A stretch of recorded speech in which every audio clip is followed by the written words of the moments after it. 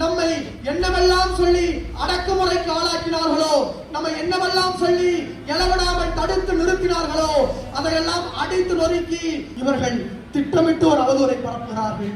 திராவிட முன்னேற்ற கழகம் இந்துக்களுக்கு எதிரான கட்சி. நான் மாணவரின் தோழர்களுக்கு சொல்லுவேன், திராவிட முன்னேற்ற கழகத்தை போல இந்துக்களுக்கு வேறு எந்த இயக்கமும் செய்யவில்லை என்று 500 கோடி ரூபாய் செலவில் 5500 கோயில்களுக்கு கும்பாபிஷேகம் நடைபெற்றது திராவிட முன்னேற்ற கழகத்தினுடைய ஆட்சி காலத்தில். திராவிட முன்னேற்ற கழகத்தை போல் இந்து மக்களுக்கு, இந்து மக்கள் வழிபாட்டு உரிமைகளுக்கு, அந்த இந்து மக்கள் முன்னேற்றம் அடைவதற்கான இடஒதுக்கீட்டை வேறு எந்த ஒரு தலைவனும் வேறு எந்த மாநிலத்திலும் கொண்டு வரவில்லை. நேரடியாக களத்திலே நின்று எதிர்கொண்டு வெற்றி பெற முடியாத ஒரே ஒரு போராட்ட வீரன் வீரன் சின்னமலை துரோகங்களால் வீழ்த்தப்பட்டான். தலைவர் கலைஞர் மறைந்து விட்டார். மறைந்த ஒரு தலைவருக்கு நாம் ஏன் நினைவஞ்சலி செலுத்த வேண்டும் என்கிற கேள்வி எழலாம். இது தலைவர் கலைஞருக்கு மட்டும் நாம் செலுத்துகிற நினைவஞ்சலி அல்ல. இந்த 100 ஆண்டு கால திராவிட இயக்க வரலாற்றில், இந்த 100 ஆண்டு கால திராவிட முன்னேற்ற கழகத்தினுடைய வரலாற்றில் நம்மை என்னவெல்லாம் சொல்லி அடக்குமுறைக்கு ஆளாக்கினார்களோ, நம்மை என்னவெல்லாம் சொல்லி எழவிடாமல் தடுத்து நிறுத்தினார்களோ, அதையெல்லாம் அடித்து நொறுக்கி சுக்குநூறாக்கி ஒரு இனத்தில் ஒரு தலைவன் எழுச்சியுற்றான். அந்த தலைவனின்பால் அந்த சமூகம் மேலோங்கியது என்று சொன்னால் அது தலைவர் கலைஞர் என்கிற அந்த ஒற்றை தலைவனால் தமிழகத்திலே சாத்தியமாக இருக்கிறது. இன்றைக்கு தமிழகத்தில் இருக்கக்கூடிய பல கோடி மக்கள் கல்வி, பொருளாதார, வேலை வாய்ப்பில் முன்னேற்றம் அடைந்திருக்கிறார்கள் என்று சொன்னால் அது தலைவர் கலைஞர் என்கிற ஒற்றை மனிதனால் ஏற்படுத்தப்பட்டிருக்கிற சாதனை என்கிற அடிப்படையில், நாம் நன்றி கடனுடைய அடிப்படையில் நாம் தலைவர் கலைஞருக்கு நன்றி கடன் செலுத்த வேண்டும் என்கிற முயற்சியிலே தான் இன்றைக்கு இந்த நினைவஞ்சலி கூட்டம். இது மாவட்ட கழகத்தினுடைய செயலாளர் நடத்த வேண்டிய கூட்டம் அல்ல. இது திராவிட முன்னேற்ற கழகம் நடத்த வேண்டிய கூட்டம் அல்ல. இது பொதுமக்கள் திரண்டு வந்து எழுச்சியோடு நடத்த வேண்டிய கூட்டம். மாணவ சமுதாயம் திரண்டு வந்து எழுச்சியோடு நடத்த வேண்டிய கூட்டம். சிலர் கேட்கிறார்கள், தலைவர் கலைஞர் படிக்க வைத்தார், தலைவர் கலைஞர் தான் நமக்கு சமூக நீதியினுடைய அரசியலை கற்றுக் கொடுத்தார் என்று நாம் சொல்லிக் கொண்டிருக்கிற போது, ஏன் மற்ற மாநிலங்களில் இது போல நடக்கவில்லையா, மற்ற மாநிலங்களில் மற்றவர்கள் படிக்கவில்லையா என்கிற கேள்வி எழுகிறது. அவர்களுக்கு நாம் சொல்ல விரும்புவது, நீங்கள் இன்றைக்கு வட மாநிலங்களிலே சென்று பாருங்கள். வட மாநிலங்களிலே இந்த மாணவரின் கூட்டம் என்கிற காரணத்தால் இதை நான் தெளிவுபடுத்த வேண்டும் என்கிற அடிப்படையிலே சொல்லுகிறேன். வட மாநிலங்களிலே பாருங்கள், குரூப் 4 எக்ஸாம் டிஎன்பிஎஸ்சியிலே நடத்தப்படுகிற குரூப் 4 எக்ஸாமில் தேர்வு பெற்றவர்களுடைய பிற்படுத்தப்பட்ட, மிகவும் பிற்படுத்தப்பட்ட, அதாவது நான் மக்கள் மொழியிலே சொல்லுகிறேன், கவுண்டர் சமுதாயமாக இருக்கிற, வண்டியர் சமுதாயமாக இருக்கிற, மேலும் நாடார் சமுதாயமாக இருக்கிற, முக்குலத்தோர் சமுதாயமாக இருக்கிற, இப்படி இன்னும் பிற்படுத்தப்பட்ட, மிகவும் பிற்படுத்தப்பட்ட மக்கள் குரூப் 4 எக்ஸாம் டிஎன்பிஎஸ்சியிலே நடத்தப்படுகிற மிகவும் குறைந்தபட்ச தேர்வாக குரூப் 1, அதாவது தாசில்தார், பிடிஓ, இன்னும் பல அரசு நிறுவனங்களில் இன்றைக்கு கொங்கு பகுதியில் நிறைந்திருக்கிற கொங்கு வெள்ளாள சமுதாயமாக இருக்கக்கூடிய அந்த கவுண்டர் சமுதாய மக்களாக இருக்கட்டும், நாடார் சமுதாய மக்களாக இருக்கட்டும், வன்னியர் சமுதாய மக்களாக இருக்கட்டும், 90% நாம் பெற்றிருக்கிறோம் என்று சொன்னால் அதற்கு காரணம் தலைவர் கலைஞர் என்கிற அந்த மகத்தான தலைவன் கொண்டு வந்த சமூக நீதி என்கிற அந்த அடிப்படையிலே அந்த மக்கள் நாம் நன்றி சொல்ல வேண்டும் என்கிற அடிப்படையிலே தான் நாம் தலைவர் கலைஞருக்கு நினைவஞ்சலி கூட்டம் நடத்தி கொண்டிருக்கிறோம்.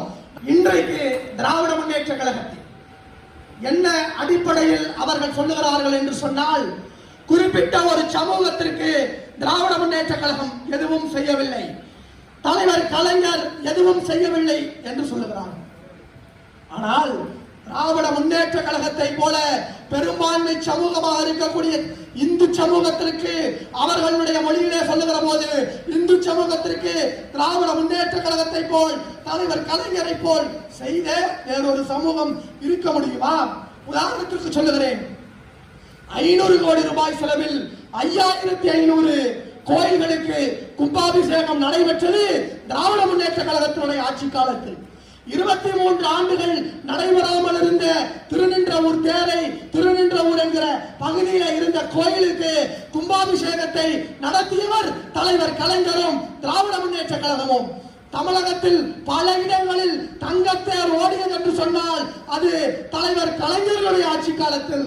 இப்படி திருவாரூர் தேர் மட்டுமல்லாமல் தமிழகத்தில் பல இடங்களில் குக்கிராமங்களில் எங்கெல்லாம் அதாவது ஓர் பூசாரி இருக்கக்கூடிய ஓர் வேலை பூஜை மட்டும் நடக்கக்கூடிய சுற்றூர்களில் இருக்கக்கூடிய கோயில்களுக்கு ஒரு வேளை பூஜை நடந்த கோயில்களில் 2 வேளை பூஜை நடத்துவதற்கான திட்டத்தை கொண்டு வந்தவர் தலைவர் கலைஞர்.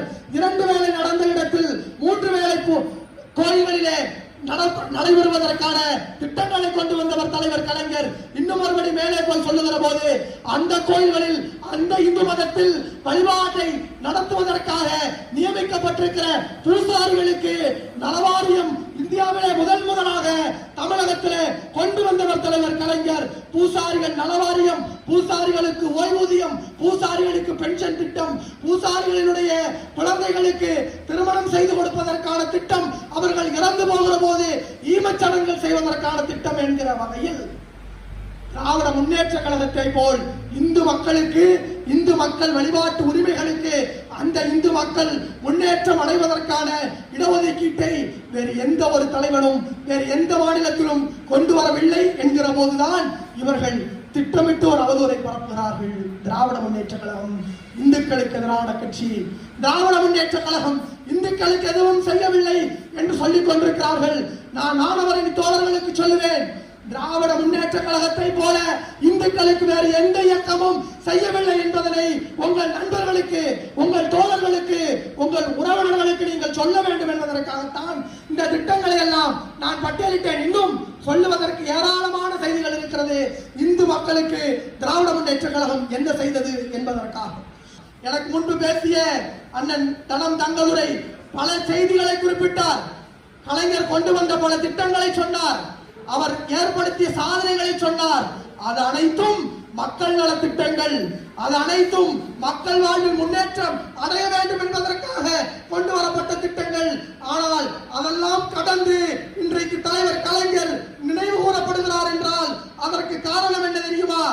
மக்கள் நல திட்டங்களால் மட்டுமல்ல, இந்த சமூகத்தினுடைய முன்னேற்றத்திற்காக சமூக நல திட்டங்களை தமிழகத்தில் கொண்டு வந்தவர் தலைவர் கலைஞர். நீங்கள் யாரை பார்த்து இடுப்பில் துண்டை கட்ட வேண்டும் என்று சொன்னீர்களோ, இடுப்பில் கட்டிய துண்டை உதறி தோளில் போட வைத்த தலைவர் தமிழக தலைவர் டாக்டர் கலைஞர். நீங்கள் எந்த சமுதாயத்தை பார்த்து படிக்க கூடாது, வேலைக்கு போகக்கூடாது, வீட்டில் முடங்கி கிடக்க வேண்டும் என்று சொன்னீர்களோ, இடஒதுக்கீட்டின் மூலமாக அந்த சமூக மக்களுக்கு கல்வி, பொருளாதார, வேலை வாய்ப்பில் முன்னேற்றம் அடைவதற்கான திட்டங்களை கொண்டு வந்த தலைவர் முத்தமிழறிஞர் தமிழக தலைவர் டாக்டர் கலைஞர். அதனால் சொல்லுகிறேன், மக்கள் நல திட்டங்களால் தலைவர் கலைஞர் நினைவு கூறப்படவில்லை, சமூக நல திட்டங்களால் தலைவர் கலைஞர் முன்னேற்றம் அடைய இருக்கிறார். தலைவர் கலைஞருடைய பெயர் இன்று வரை பேசப்பட்டுக் கொண்டிருக்கிறது. மேலும் பள்ளமுமாக இருக்கக்கூடிய இந்த சமூகத்தில் அனைவரையும் சமமாக நடத்தப்பட வேண்டும் என்பதற்காக இடஒதுக்கீடு என்கிற திட்டம் இல்லை என்று சொன்னால் இன்றைக்கு நாம் எல்லாம் மரியாதைக்குரிய அண்ணன் ராஜா திராவிட முன்னேற்ற கழகத்தினுடைய கொள்கை பரப்பு செயலாளர் சொன்னார், தலைவர் கலைஞர் இல்லை என்று சொன்னால் நான் நாடாளுமன்ற உறுப்பினராக இருக்க முடியாது, நான் வழக்கறிஞராக இருக்க முடியாது, ஏதோ ஒரு ஊரில் ஆடுபாடுகள் வைத்துக் கொண்டிருப்பேன், விவசாயம் செய்து கொண்டிருந்திருப்பேன். இன்றைக்கு ராஜா அவர்கள் ஏதோ ஒரு விவசாய குடும்பத்தில் பிறந்த ராஜா. இந்தியாவில் எந்த மாநிலத்திலும் எவரும் செய்து காட்டாத வகையில் இந்திய அளவில் தகவல் தொழில்நுட்பத்துறையினுடைய அமைச்சராக, தொலைத்தொடர்புத்துறையினுடைய அமைச்சராக ராஜா வர முடிந்தது. ராஜா இன்றைக்கு திராவிட முன்னேற்ற கழகத்தினுடைய கொள்கை பரப்பு செயலாளராக இருக்க முடிகிறது. எல்லாவற்றையும் கடந்து யார் சட்டம் படிக்க முடியும் தெரியுமா? ஒரு காலத்தில் சட்டம் படிக்க வேண்டும் என்று சொன்னால் சமஸ்கிருதம் தெரிந்திருக்க வேண்டும், மருத்துவம் படிக்க வேண்டும் என்று சொன்னால் சமஸ்கிருதம் தெரிந்திருக்க வேண்டும். அதையெல்லாம் உடைத்து கட்டி சாமானியனும் இஸ்லாமியனும் பிற்படுத்தப்பட்டவர்களும் தாழ்த்தப்பட்டவர்களும் சட்டம் படிக்கலாம், மருத்துவம் படிக்கலாம் என்று சொன்னால் அதற்கு காரணம் தலைவர் கலைஞர்.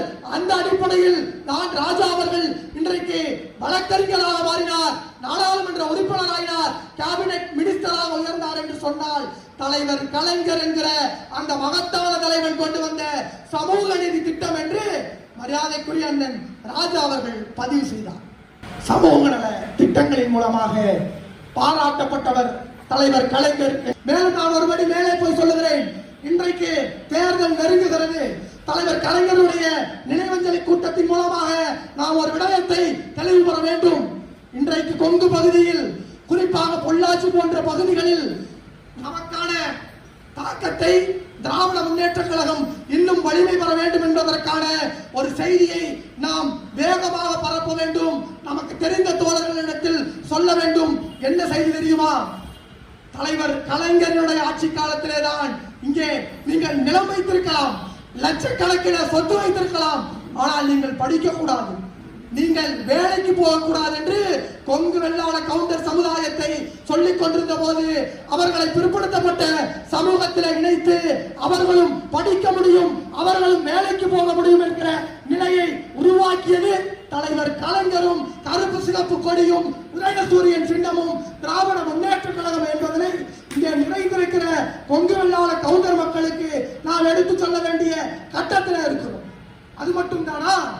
வீரன் சின்னமலைக்கு இன்றைக்கு விடுதலை வீரர்களிலே மிக முக்கியமாக பார்க்கப்படுகிற எல்லா தலைவர்களுக்கும் பிரிட்டிஷ் மியூசியத்திலே விடுதலை போரிலே கலந்து கொண்ட எல்லாருடைய ஆவணங்களையும் அவர்கள் மியூசியத்தில் வைத்திருக்கிறார்கள். ஆனால் கொங்கு பகுதியிலே போரிட்ட வீரன் சின்னமலைக்கு மட்டும் இல்லை. ஏன் என்று சொன்னால் நேரடியாக களத்திலே நின்று எதிர்கொண்டு வெற்றி பெற முடியாத ஒரே ஒரு போராட்ட வீரன் தீரன் சின்னமலை துரோகங்களால் வீழ்த்தப்பட்டான். அந்த தீரன் சின்னமலைக்கு சென்னை கிண்டியில் சிலை அமைத்தவர் தலைவர் கலைஞர் என்பதனை நாம் சொல்ல வேண்டும். திராவிட முன்னேற்ற கழகம் கவுண்டர்களுக்கும் திராவிட முன்னேற்ற கழகம் இன்னும் இதர பிற்படுத்தப்பட்ட சமூகங்களுக்கும் செய்திருக்கக்கூடிய திட்டங்களை நாம் எடுத்துச் சொல்லுகிற போதுதான் இன்றைக்கு யார் இந்து என்கிற கேள்வியை அண்ணன் ராஜா அவர்கள் எழுப்பி இருக்கிறார். இங்கே வாழுகிற பெரும்பான்மை மக்கள் தான் இங்கே இந்துக்களாக இருக்கிறார்கள்.